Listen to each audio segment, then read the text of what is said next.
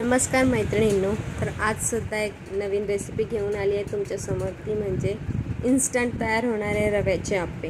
लहान मुलं हट्ट करतात की आप्पेच खायचे येतात आणि आपल्याकडे आप्प्यांचं बॅटर रेडी नसतं, तर त्यासाठी आम्ही रव्याचे आप्पे तयार केले आणि लागतात हे खूप छान लागतात, चविष्ट लागतात. चला तर आपण करूयात. सर्वप्रथम आपल्याला एक पसरट भांडं घ्यायचे, त्यामध्ये 1 चमचा तेल टाकायचे. आता जो आपलं तेल आहे तो कडक तापला की त्यामध्ये आपल्या मोहरी आणि जिऱ्याची फोडणी द्यायची आणि त्यानंतर आपल्याला हिरवी मिरची टाकायची आहे, ती सुद्धा आवडीनुसार, तिखट हवं असेल तर, आणि बारीक चिरलेला कांदा व्यवस्थित आपल्याला परतून घ्यायचं आहे. हे आपल्याला जास्त परतवायचं नाही आहे. आणि ही ढोबळी मिरची टाकली आहे, तुम्हाला नसेल आवडत तर नाही टाकली तरी चालते. तुम्ही गाजराचे छोटे छोटे कापसुद्धा टाकू शकता. अशा प्रकारे आपल्याला हे परतवायचं आहे. फक्त हलकंसं तेलावरती असं फ्राय करून घ्यायचं आहे. आपल्याला ते पूर्णपणे शिजवायचं नाही आहे, लालसर करायचं नाही आहे. फक्त थोडंसं तेलावरती आपल्याला परतवून घ्यायचं आहे. आणि आपलं आता परतवून झालेलं आहे. आपण आता गॅस बंद करून टाकू आणि त्यांना थंड होऊ देऊ. तर त्यानंतर आपण पुढची प्रोसेस करूया. आता मी हा एक घेतला आहे 1 कप रवा. 1 कप रवा असेल तर आपल्याला अर्धा कप दही घ्यायची आहे आणि तेवढंच प्रमाणात आपल्याला पाणीसुद्धा घ्यायचं आहे. 1 ते 1.5 कप पाणी लागतं 1 कप रव्यासाठी. त्यानंतर आपण जे कांदा, ढोबळी मिरची शिजवून घेतलेली होती, म्हणजे परतवून घेतलेली होती तेलावरती, ती यामध्ये मिक्स करायचं आहे. आणि हे चवीपुरतं मीठ व्यवस्थित सगळं आपल्याला आता मिक्स करून घ्यायचं. मिक्स करताना आपल्याला वाटलं हे थोडं जाडसर आहे तर आपण अजून थोडं त्यामध्ये पाणी ॲड करू शकतो. तर व्यवस्थित ढवळून घ्यायचं आपल्याला, एकजीव करून घ्यायचं पूर्णपणे.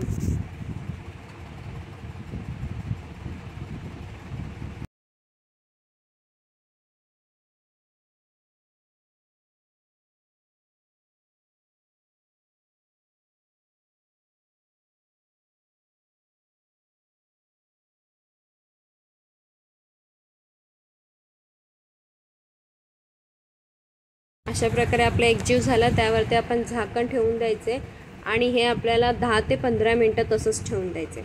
तर तोपर्यंत आपण आता चटणीची तयारी करूया. आता हे मी ओलं खोबरं घेतलं आहे, त्यामध्ये थोड्याशा आवडीनुसार तिखट पाहिजे असेल जास्त हिरव्या मिरच्या घेऊ शकता आणि शेंगदाणे घ्यायचे आणि हे चवीपुरतं मीठ, हे जाडं मीठ आहे. आणि मस्त फिरून घेऊया. चटणी तुमच्या आवडीनुसारही करू शकता. आमच्या मुलांना ही व्हाईट चटणी आवडते म्हणून हीच करते मी. आता आपण चटणीला फोडणी देऊयात. तेलामध्ये मी 2 चमचे तेल घालते आणि आपलं तेल कडक तापलं की त्यामध्ये आपल्याला मोहरी आणि कढीपत्त्याचा तडका द्यायचा आहे. व्यवस्थित तडतडलं पाहिजे, त्याने चटणीला जास्त चव येते. आणि चटणी जशी घट्ट पातळ हवी असेल तसं पाणी ॲड करायचं आहे. मुलांना अशी पातळ चटणी आवडते म्हणून मी जास्त पाणी घातलं आहे. आणि याला तो उकळ आले की आपली चटणी रेडी. आता तोपर्यंत आता आपण आपलं 15 मिनटं झालेले आहेत. आता आपण बघू शकता पीठ किती व्यवस्थित झालं आहे. आपलं रवा थोडा फुगला आहे, त्यामुळे थोडं आपलं वाढलेलं आहे. आणि जेव्हा आपण आप्पे करणार त्याच्या आधी आपल्याला 1 चमचा इनो घालायचा आहे. 1 चमचा इनो घालायचा आणि तो बॅटर अगदी व्यवस्थित मिक्स करून घ्यायचं. खूप उशीर, जवळजवळ 5 मिनटं हे ढवळत राहायचं, कारण की इनो पूर्णपणे पसरला पाहिजे, त्यामध्ये पूर्णपणे मिक्स झाला पाहिजे. अशा प्रकारे आता मी मिक्स करून घेते सगळं पीठ.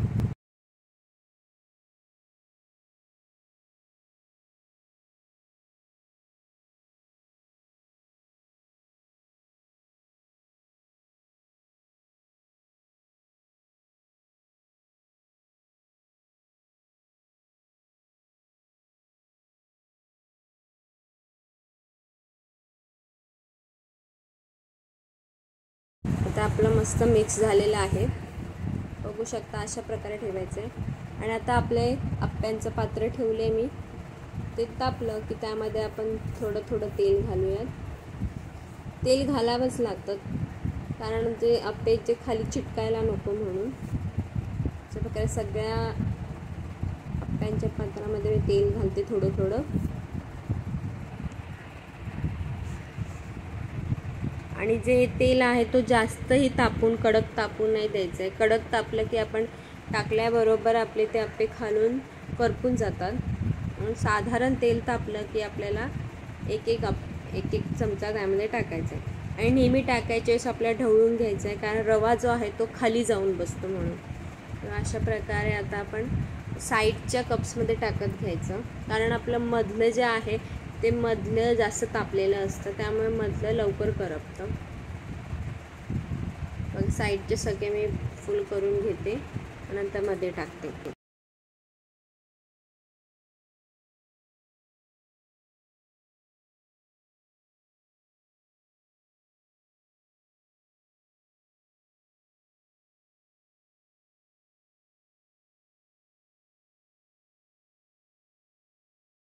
सगळ्या पात्रांमध्ये टाकून झाल्यानंतर आपण वरून 1 मिनिटासाठी फक्त झाकण द्यायचं. आणि त्यानंतर आपण 1 मिनिटानंतर पाहू शकतो आपला खालची बाजू व्यवस्थित शिजलेली आहे. हे बघा, अगदी मस्त खरपूस शिजलेली आहे पाठीमागनं.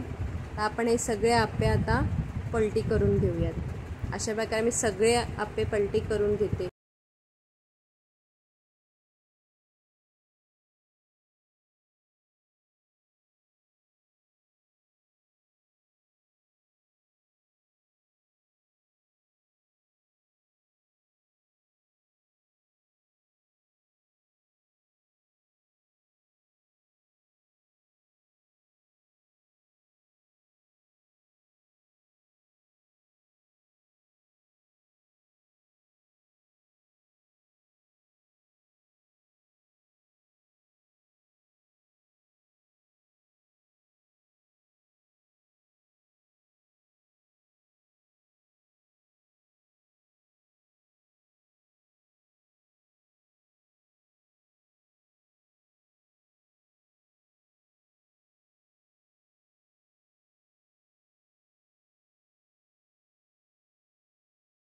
ते झाल्यानंतर पुन्हा आपण तसंच सेम प्रोसेस करायची आहे. थोडं थोडं तेल घालायचं आहे आणि त्यामध्ये आपल्याला ते सारण टाकायचं आहे.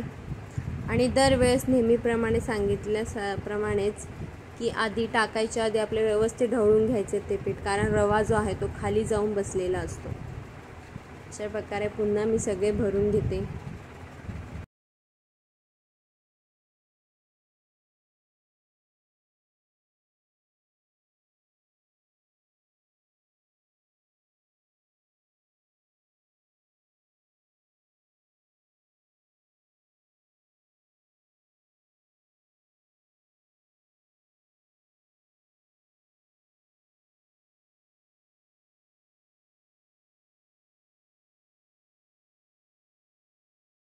आता हे आपले आप्पेसुद्धा शिजून जातील, तोपर्यंत आपण डिश सजवूया. पाहू शकता, मस्त अगदी छान लागतात आप्पे. इन्स्टंट एकदम तयार होतात, झटपट तयार होतात. जर मुलांना टिफिनसाठी काय द्यायचं असेल वेगळं काही, तर हे खूप छान ऑप्शनल आहे. नक्की ट्राय करा.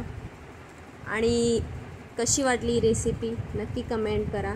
आणि आपल्या चॅनलवर जर तुम्ही नवीन असाल तर लगेच चॅनलला सबस्क्राईब करा. थँक्यू.